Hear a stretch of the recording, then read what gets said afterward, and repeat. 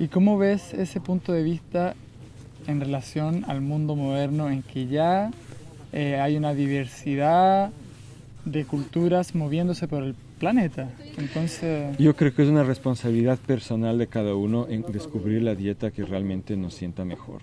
Y si es una guía, si tú, por ejemplo, tienes ascendencia indígena, americana, italiana, ¿me entiendes? Mezclada o alemana, claro, tú sabes que tienes ciertas opciones abiertas. Puede ser que una dieta de cerveza y chorizo te siente bien, puede ser que la pizza se siente bien, o puede ser que en ti los genes indígenas sean más fuertes y eso no te siente bien, claro. y más bien deberías basarte mucho en lo que es el maíz, el frijol, los lupinos y carnes cocinadas de ciertos órganos cocinadas por mucho tiempo, sea lo que se te dé mejor. Claro. Lo que te decía antes, en el caso de Ecuador, por ejemplo, hasta 50 años no se consumía ensalada jamás. Claro. Lo que se consumía eran coladas y sopas, y lo que hacíamos nosotros tradicionalmente es que, bueno, hay el refrito de ciertas hortalizas, luego va el líquido con las distintas cosas que vas añadiendo en relación a la cantidad de tiempo que deben cocinarse, y al final de todo, cuando tú apagas el fuego, echas unos manojos de hierbas cortadas que no deben cocinarse, porque si no pierden sus nutrientes. Claro. Una buena cantidad de eso las echas cuando apagas el fuego, tapas y haces una infusión en la sopa.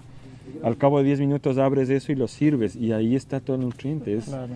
Es brutal. Entonces, yo creo que es responsabilidad de cada uno encontrar qué es lo que mejor le sienta, sin atenernos a doctrinas ideológicas, que es algo que vino en los años 70 con mucha fuerza, que la gente empezó a comer como comen los hindúes, por ejemplo. Claro. Que es una dieta perfecta para un hindú, pero tal vez no es la dieta perfecta Claro. para mí. Entonces, hay que comprender que uno debe respetar. ¿Por qué? Porque la dieta ancestral es una dieta ecológica. La gente evolucionó para consumir lo que ecológica y económicamente, que antes era la misma cosa, tenía más sentido en su localidad. Entonces, si estás en la Patagonia, una dieta basada en soya en realidad no es buena, que es lo que ahora están consumiendo en la Patagonia. Pero la dieta que consumía el gaucho antes, la que consumían los indígenas, los mapuches antes, esa es la que tiene sentido. Claro. Si tú quieres que sea fácil producir alimento, y mira, yo creo que ahorita la modernidad es una fase. Gracias a una abundancia de petróleo entramos en una fase de la historia humana que fue la industrialización extrema, la globalización de la alimentación, pero a medida que estas energías como el petróleo se vuelvan escasas, inevitablemente vamos a tener que volver a buscar las formas más eficientes de producir alimento en cada lugar del planeta, y ahí estamos hablando de producción ecológica, es la única forma eficiente, y ahí tendrá que venir una recuperación de la dieta, y en Ecuador no volveremos a consumir soya nunca más, porque simplemente es imposible sin un soporte industrial producir soya en Ecuador. Volveremos a consumir chocho porque eso es lo que tiene sentido ecológicamente en nuestra tierra. ¿Y crees tú que también hay un beneficio con toda esta mixtura que está ocurriendo en cuanto a seguir ocurriendo como usando los productos locales, como la alimentación ancestral, como dices tú, pero también incorporando nuevas cosas que van a beneficiar y van a potenciar esa misma alimentación, ¿no? Para darte un ejemplo muy claro, el tomate fue domesticado inicialmente en Ecuador y Perú, pero era un tomatillo muy pequeño porque la gente nunca lo cultivó realmente, sino que aparece espontáneamente en las huertas porque hay un pariente silvestre. Entonces en México, como no había el pariente silvestre, la gente empezó a cultivarlo y lo seleccionaron y crearon lo que llaman jitomate, que para nosotros es el tomate riñón, el tomate grande. Y este es un lado positivo de la globalización. Claro. Llegó eso, ¿me entiendes? Fue nuestro tomatito a México y se transformó en una planta, un fruto más grande y volvió. Y gracias. Y a partir de ahora yo creo que tomate sí consumiremos. Claro. Y cebolla y ajo que vinieron de Afganistán son parte ya de nuestra cultura y seguirán siendo parte para siempre. Claro. Pero consumiremos lo que tenga sentido ecológico consumir en nuestra región y lo que no. No esperaremos, por ejemplo, poder tener manzana chilena todo el año, porque a futuro eso ya no va a tener sentido. Nosotros tenemos una manzana que se llama manzana Ana, pequeña, amarga, excelente para ser preparados de dulce, y a futuro tendremos que consumir esa y olvidarnos un poco la manzana chilena, que es tan complicado de llevar para allá. Y consumiendo las mismas cosas que tal vez han consumido ancestralmente de maneras nuevas también, ¿no? Lo que hablábamos antes de, por ejemplo, tal vez comer algunos tubérculos crudos, pero sabiendo cómo prepararlos, y puede traer algún tipo de beneficio. Totalmente, también. la jícama es un ejemplo, el yacón, como le dicen acá, ¿no es cierto? El yacón, que antes solo se consumía o como fruta, la raíz, o cocinado. Ahora se ha innovado y se lo consume rallado junto a la ensalada. Claro, entonces eso es algo nuevo y está buenísimo. Yo digo, la cosa es no caer en doctrinas, sino comprender los principios que te van a permitir juzgar en cada caso qué es lo más conveniente. Y observar, ¿no? Y obviamente observar, y observarte. Claro. Y probar, y probar, y probar, y decir, esto sí me Exacto. sentó, esto no. Exacto. Sí. Oye, y dime, porque tú has hablado de esta organización que me parece maravillosa y súper importante, y realmente me inspiró mucho lo que hablaste hoy. Además de Colombia y Ecuador, que son países que has nombrado, ¿qué pasa con el resto de las Américas? ¿Productores locales tienen alguna manera de incorporarse a esta asociación, a esta agrupación, de ponerse en contacto con ustedes, de recibir esa información, poder, bueno, ser parte de todo esto? La patria grande de todos nosotros, que es América Latina, ¿no es cierto?, y el Caribe, en cada lugar ha habido procesos diferentes. En Ecuador y Colombia los menciono porque es donde hemos estado trabajando. Hemos ido montando desde la base, desde la sociedad civil, empezando, siguiendo un poco esta idea de lo pequeño es lindo. Muy pequeñito, sin financiamiento y avanzando en la práctica con ciertas cosas, hemos logrado formar una red muy fortalecida con muchos ejemplos de éxitos prácticos, pero no con una expansión grande, digamos, ¿no es cierto? Brasil, por ejemplo, es un caso contrario. Ellos formaron grandes asociaciones de productores orgánicos y metieron a esa gente a trabajar con técnicos en producción masiva de semillas, y creo que Brasil ha llegado ya a las 900 toneladas de producción de semilla orgánica. Pero es un proceso que en Ecuador nosotros no lo vemos ni siquiera posible, ni siquiera nos interesa meternos en ese Pero tipo de la proceso. cantidad no tiene relación con la calidad. Y yo creo que ellos tienen una buena calidad, pero el proceso social de Brasil es muy distinto al ecuatoriano, ¿me entiendes? O al colombiano, o al costarricense, o al cubano. Entonces, por ejemplo, en Cuba, que no la veo presente aquí todavía, seguramente vendrá en algún futuro, ellos tienen un proceso de permacultura muy bien establecido, y los huertos urbanos, yo me imagino que si ellos empiezan una producción de semilla a forma de red, será en base a los huertos urbanos. Entonces, en cada lugar el caso es diferente, pero para mí lo importante es que los procesos de semillas surjan y se controlen desde la sociedad civil. Aunque en algún momento el gobierno pueda dar un apoyo X, no puede ser controlado por los gobiernos, ni por las empresas, porque es algo que esencialmente tiene que estar en manos, ya usemos esa vieja frase de la lucha social latinoamericana, en manos del pueblo. Tiene que estar en manos del pueblo, tiene que responder a los intereses y necesidades de la gente como era antes. De lo que se trata es de poner a caminar nuevamente ese proceso donde por lo menos cientos de miles de personas en el mundo se dediquen nuevamente año tras año a hacer evolucionar la semilla.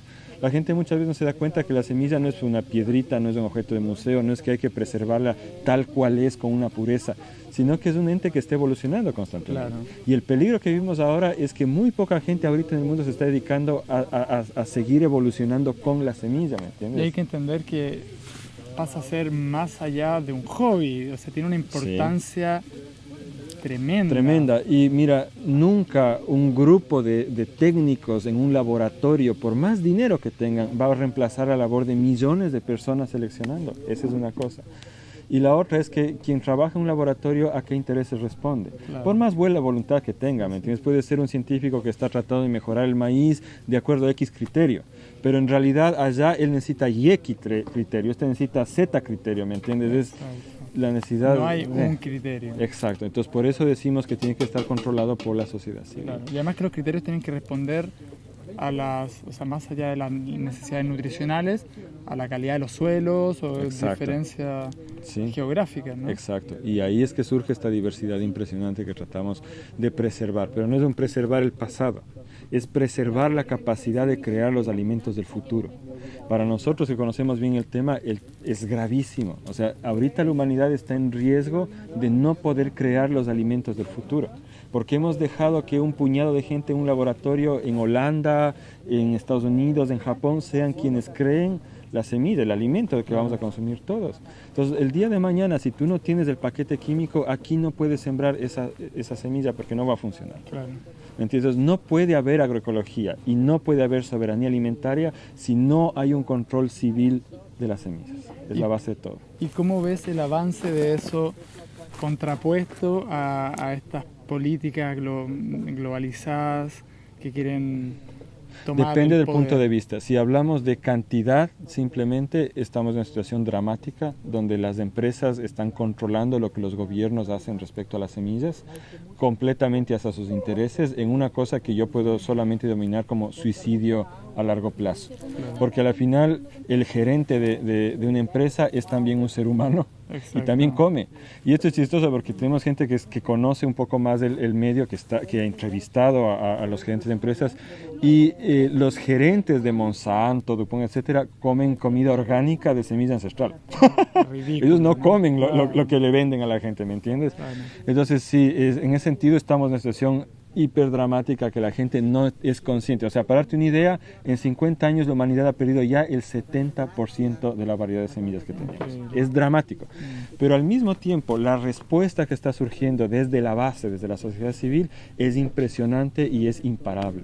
Por más que nos matan, nos ponen leyes, ¿me entiendes?, para impedir que esto siga creciendo, la gente simplemente sigue multiplicando. Claro. Entonces estamos viendo una época, un renacimiento. Yo lo equiparo al renacimiento italiano, ¿no? Entonces en el siglo XV lo que se rescató fue la ciencia. Ahora lo que se va a rescatar es el conocimiento vernáculo, o sea, la capacidad de la gente de volver a aprender a construir sus casas, a cultivar sus alimentos, a generar su energía, y en eso está el futuro de la humanidad, Claro. realmente. Entonces eso sí, yo tengo muchísima esperanza porque por donde voy veo que estas cosas se multiplican. Y hay algunos países aquí en Sudamérica que a través de políticas del gobierno se han protegido contra eso, ¿no? Si no me equivoco, Perú y Bolivia no se han abierto. No, es un engaño. Bolivia está completamente abierto al transgénico, pero solamente a la soya, a la soja. Están protegiendo supuestamente las especies que son nativas en el altiplano, pero la soja es transgénica y la mitad del país está sembrada con soja por poco, ¿no? Perú tiene una moratoria lograda porque en Perú los chefs lograron un renacimiento de la culinaria local y es visto como una de las principales fuentes de ingreso del Perú, lo turístico ligado a la culinaria. Entonces, el momento en que los chefs dijeron nuestra culinaria está en riesgo entre los transgénicos, lograron frenar a raya. En Ecuador es sumamente complicado porque tenemos un gobierno que de discurso es de izquierda, pero en realidad sigue políticas que apoyan completamente, en el caso del alimento, a la agroindustria. O sea, es Lo que ha pasado totalmente acá en ligado a Chile la en los agroindustria. últimos 15 años. Entonces ahora el gobierno ya propuso abiertamente cambiar la constitución en varios puntos. Uno de ellos es permitir entrar a los transgénicos. Otro no lo han mencionado, pero estoy seguro que va a ser, es eliminar la prohibición de las patentes sobre los seres vivos. Y arrasan, porque tienen los recursos, ¿no es cierto? Tienen el dinero, tienen la policía de su lado, tienen todo de su lado. Pero bueno, la gente va a seguir manteniendo las semillas. O sea, eso es algo que no se va a perder solamente por una protección, por una cuestión legal. Es un compromiso. Es un compromiso de vida. O sea, los guardianes es gente que está comprometida a ir a la cárcel, a perder la vida, a hacer lo que sea en defensa de la semilla. Porque no es una cuestión de interés personal solamente, es una mística y es un sentido de responsabilidad con la humanidad. Claro. La zona andina, especialmente en Ecuador, Perú y Bolivia, es centro de origen de 50 de los 200 cultivos más importantes del mundo. Se ha perdido ya muchísimo, pero la gente ha tomado conciencia de lo importante que es y sabemos que para el chino, para el italiano, para el escandinavo, lo que estamos haciendo es importante, aunque ellos todavía no se den cuenta, nosotros lo sabemos. Claro. Y estamos dispuestos a protegerlo hasta las últimas consecuencias. Y tenemos que estar alineados los productores, los chefs y los consumidores. Sí. La Es que única tenemos manera. el mismo interés Claro. y eso tenemos que darnos cuenta y la gente tiene que darse cuenta de que el poder político más grande no es el ejército de Estados Unidos o el misil nuclear coreano, es el dinero en el bolsillo de las personas, es el poder político más grande. Entonces, mientras tú prefieras comprar Coca-Cola, ese será el sistema que triunfa. Exacto. Entonces, tú tienes en tu billetera el poder político, la compra es del voto. Sí. Cuando decides hacer un esfuerzo suplementario para llegar al mercadito de los productores orgánicos y comprarles a ellos, tú estás votando por un cambio de Exacto. modelo. Aunque en un comienzo sea un poco más caro, Ajá. en realidad está transformando algo mucho mayor. Sí, y te aseguro que si tú consigues 100 personas más que vengan a comprar y entre los 100 le dicen al productor está muy caro, van a lograr un cambio también en ese sentido. El problema es que los productores orgánicos vamos contracorriente, vamos cuesta arriba, no tenemos las ventajas que tiene la gran agroindustria. Si no logramos que un grupo de consumidores sólido que nos ayude a mantener esto en funcionamiento, no podemos hacerlo. Pero lo que está pasando y que yo he visto en varios países es que algo muy bueno y que abarata los costos es que está habiendo un contacto directo del productor con el consumidor. Exacto. Ya no hay... Se rompe la intermediación. Sí, la intermediación. Pero bueno, eso también hay que matizarlo. Lo que nosotros creemos y estamos tratando de montar y está funcionando es que debe haber una intermediación solidaria, porque un productor no puede estar en 50 ferias, deja de ser productor.